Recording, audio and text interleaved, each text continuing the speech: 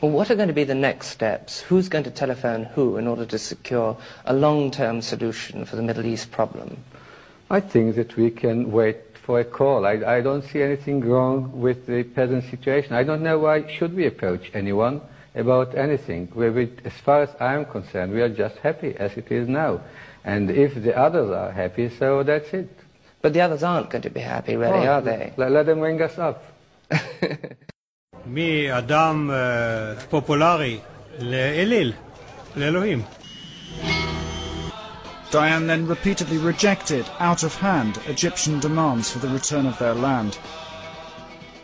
אם משום מה ההנהגה החדשה במצרים החליט לחדש את המלחמה, אני על כל פנים לא הייתי רוצה להיות בצד השני של התעלה. בכל אופן לא הייתי רוצה להיות שם בלי צה"ל. תודה רבה. אני לא חושב שדיין היה האיש שהמציא את האווירה הזו, אבל דיין היה הסמל של האווירה הזאת. No one will capitulate here in this country. I am not ready to capitulate or to surrender 1 inch or a bit of sand from our land. לו אני הייתי צריך להמליץ בפני הממשלה לבחור בין לקבל את התכתיב המצרי המדיני בנסיגה או לקבל פתיחת אש מצרית, הייתי מציע לקבל את האש המצרית.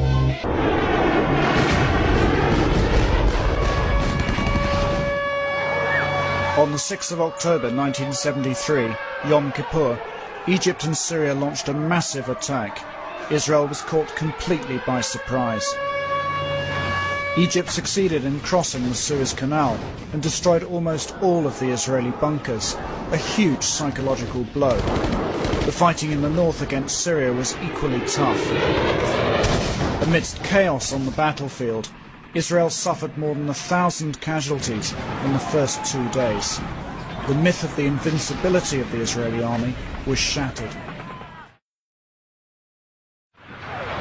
המלחמה הזאת קשה, התנגשויות חריפות ומרירות, שריון ואוויר.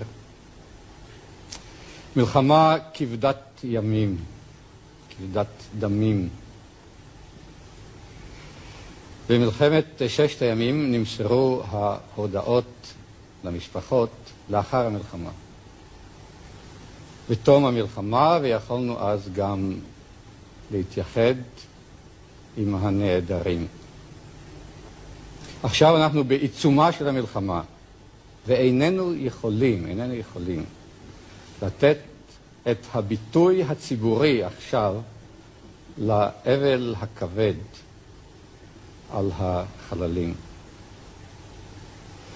אנחנו צריכים עכשיו להמשיך וללחום בחירוף נפש, בגבורה ובאמונה, כעם שיודע שנלחם על חייו, ואנחנו נלחמים על חיינו.